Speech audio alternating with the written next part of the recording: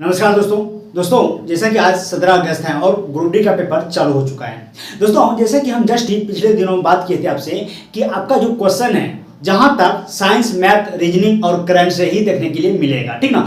आप लोग देखे होंगे कि जो पिछले साल एग्जाम हुआ था वहां पर भी आपका जैसे हिस्ट्री हो गया, इकोनॉमिक्स हो गया, ज्योग्राफी हो गया, वहां से क्वेश्चन ना मात्र के बराबर था। अभी भी जो आपका एग्जाम हुआ है आज के डेट में वहां पर आपका ज्योग्राफी का जो क्वेश्चन है वहां से मात्र एक क्वेश्चन देखने के लिए मिला है। बाकी सारे क्वेश्चन आपका साइंस मैथ और रीजनिंग और करंट अफेयर से पूछा गया है। तो दोस्तों उन्हीं सिलेबस को ध्यान में रखते हुए अगर आप अभी आपका एग्जाम नहीं हुआ है तो उन्हीं सिलेबस को ध्यान में रखते हुए अभी भी जो टाइम आपके पास है अगर लगाएंगे तो जरूर है कि आपका स्कोर कहीं न कहीं 1 से 2 नंबर, 5 नंबर, 10 नंबर जरूर बढ़ेगा। दोस्तों उसमें भी किस सिलेबस से ज़्यादा क्वेश्चन पूछा जा रहा है, किस टॉपिक से ज़्यादा क्वेश्चन पूछा जा रहा है उसको हम लोग देखेंगे। लेकिन हम लास्ट में यही कहेंगे कि अगर आपके पास अगर अभी आपका एग्जाम डेट फिक्स नहीं हुआ है या फिर नहीं दिया है तो हम जरूर कहेंगे दोस्तों आप डिटेल से पढ़ें, डिटेल से तैयारी करें। क्योंकि देखिए शॉर्टकट रास्ता किसी भी मंजिल तक पहुंचने का वो नहीं होता है।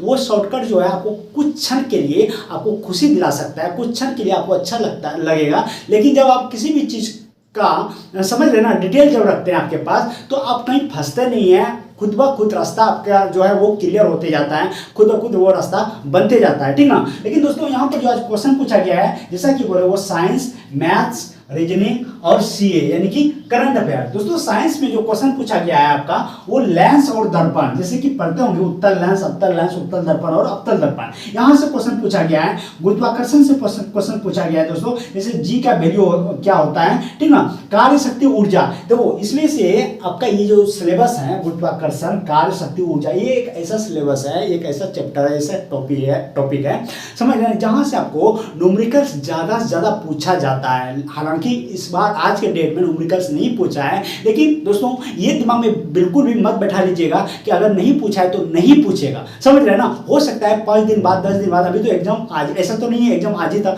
सिर्फ, हाँ आगे आने वाले समय भी एग्जाम आपका कंटिन्यू जैसा कि हो रहा है होते रहेगा, ठीक ना। तो दोस्तों ऐसा नहीं है कि आज अगर न्यूमेरिकल नहीं पूछा तो आने वाले समय में जो आपका एग्जाम होगा हो सकता है वहाँ न्यूमेरिकल ना पूछे, ऐसा बिल्कुल भी नहीं होगा। हो सकता है आपके शिफ्ट में पूछ दे, ठीक ना। लेकिन दोस्तों इस चैप्टर को आप बिल्कुल कंप्लीट करके जाइएगा। अगर इस चैप्टर को आप कंप्लीट करते हैं तो बहुत ज्यादा चीज आपका कंप्लीट हो जाएगा और अच्छा खासा यहाँ से नंबर उठा लेंगे। क्योंकि कार्य शक्ति ऊर्जा एक ऐसा सिलेबस है जहाँ एक दूसरे से रिलेशन है, एक दूसरे से जुड़ा हुआ है, समझे ना। इसको क्लियर करेंगे, यहाँ का क्वेश्चन यहाँ देखने के लिए मिलेगा, यहाँ क्वेश्चन यहाँ देखने के लिए मिलेगा, इसलिए इन चैप्टर को जरूर से जरूर क्लियर कीजिएगा, ठीक ना। और दोस्तों एक होता है उत्तोलक, जो लीवर, जो पढ़े होंगे आप कि जैसे इसमें आता है ना आलम, आयास और भार, ठीक है। इसमें आता है प्रथम श्रेणी का उत्तोलक, द्वितीय श्रेणी का उत्तोलक, तृतीय श्रेणी का उत्तोलक। यहाँ से क्वेश्चन ज्यादा पूछा जाता है। कभी आप क्वेश्चन ऐसा पढ़े होंगे कि कोई व्यक्ति लिफ्ट पे चढ़ा हुआ है, लिफ्ट में खड़े हैं और लिफ्ट ऊपर की ओर जा रहा है, तो उसमें व्यक्ति का जो भार है, जब लिफ्ट ऊपर की ओर जा रहा है तो व्यक्ति का भार पर क्या असर पड़ेगा,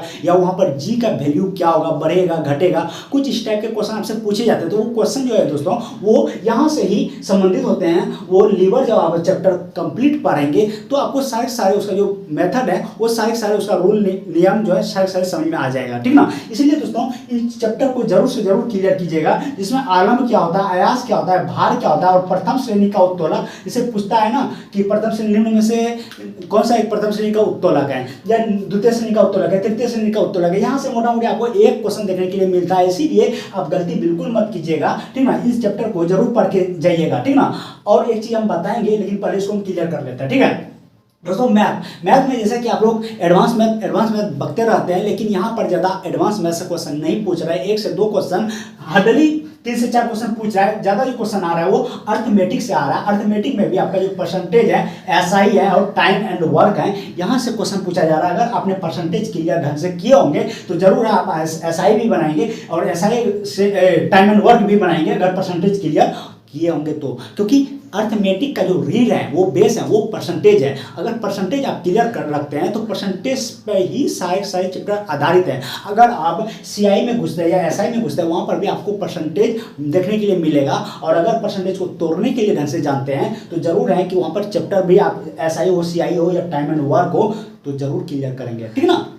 इसलिए दोस्तों परसेंटेज को जरूर फोकस करें। वह उसको अगर उसमें कोई भी तरह का डाउट होता है तो उन चैप्टर को जरूर से जरूर क्लियर कीजिए आप, ठीक ना। दोस्तों रीजनिंग में जैसे कि रिलेशन टाइप का क्वेश्चन आता है आपका, जैसे कि 2 4 6 तो आगे क्या होगा, ऐसे कुछ टाइप का होता है, या फिर 3 डॉट यहाँ पर 9 है, ठीक ना, तो और फिर यहाँ पे 12 है, तो ये बीच में क्या होगा। तो दोस्तों इस टाइप का क्वेश्चन पूछा जा रहा है, यानी कि जो आपका फिल इन द ब्लैंक्स बोल सकते हैं या फिर रिलेशन बोल सकते हैं, इसके साथ में क्या रिलेशन है, इसके साथ में इसका क्या रिलेशन है, फिर इसके साथ में आप जोड़ के आगे का रिलेशन बना करके यहाँ पर फिल कर सकते हैं। इस टाइप का क्वेश्चन पूछा जा रहा है। और कथन निष्कर्ष, जहाँ पर आप ज़्यादातर स्टूडेंट गलतियाँ करके ही आते हैं, ये गलती आपको नहीं करना है। कथन और निष्कर्ष को ढंग से, एक इसका चैप्टर है, अगर आप चैप्टर, हम देखो अगर मेरा वीडियो आप देख रहे होंगे शुरू दिन से, तो हम हमेशा बोलते हैं बाबू आप ना हमेशा चैप्टर को क्लियर करो। अगर चैप्टर को क्लियर रखेंगे तो आपको कहीं से भी सवाल दे, कहीं से भी क्वेश्चन दे, वो किसी भी बुक से दे, आप नहीं फंसेंगे। इसलिए बोलते हैं ना, चैप्टर को कम से कम 2 से 3 बार क्लियर करो। हाँ, हमेशा थ्योरी को पढ़ने पर ज़्यादा आप हमेशा अपना जो ये मतलब कि मोशन होता है, हमेशा कोशिश करो कि थ्योरी ही ज़्यादातर आप पढ़ें, ठीक ना। और दोस्तों करंट अफेयर कल भी हम आपके लिए एक वीडियो बनाए थे, इसमें हम बोले थे करंट अफेयर जो है आप कम से कम 20 से 22 तक पढ़ के जाना। अभी करंट अफेयर जो पूछा गया दोस्तों 2019 से एक क्वेश्चन पूछा गया है, बाकी 2021 और 22 का क्वेश्चन पूछा गया है। अब देखो एवरेज अगर निकाला जाए तो हम क्या बोले थे, 20 से 22 तक जरूर पढ़ के जाना। अब देखो 2019 पूछ दिया गया है। हम देखो मेरा जो एग्जाम हुआ था ALP का 2018 में वैकेंसी आई थी, 2018 में एग्जाम हुआ था, 18-19 के बीच में एग्जाम हो रहा था, लेकिन उसमें जो करंट पूछा गया था ओनली एक करंट मिला था हमको 2016 का। हाँ, हालांकि हम पढ़े थे, जिसके वजह से हम उसको बनाए और हमको पता भी चला ये 2016 का करंट है, ठीक ना। इसीलिए ऐसा अपवाद बोल सकते हैं इसको, ठीक ना। लेकिन आपको 20 से 22 तक का जो करंट होता है दोस्तों, ये चीज जरूर क्लियर करके जाइएगा। अब देखो अगर अभी आपका डेट एग्जाम का दे दिया है ग्रुप डी का, अगर कल परसों 1-2 दिन के अंदर या 5 दिन के अंदर 10 दिन के अंदर होने वाला है, ठीक ना, तो आप पहले इन चीजों को क्लियर करो, इन चीजों को फोकस करो। और साइंस में आपका जो है पकड़ अच्छी खासी होनी चाहिए, ठीक ना। आपका जो देखो एग्जाम जो है अभी आपका ले रहा है ग्रुप डी, और खुद ही आपका सिलेबस छोटा कर दे रहा है। HT आ गया, इकोनॉमिक्स आ गया, ज्योग्राफी आ गया, पॉलिटिकल साइंस आ गया, सारे हटा दिया, आप 4 सब्जेक्ट जो है आपका साइड कर दिया, आप समझ रहे हैं, खुद ही वो आपका सिलेबस छोटा कर दिया। बाकी जो दिया है दोस्तों उसको तो क्लियर करना ही है, ठीक ना। ये तो हो गया दोस्तों।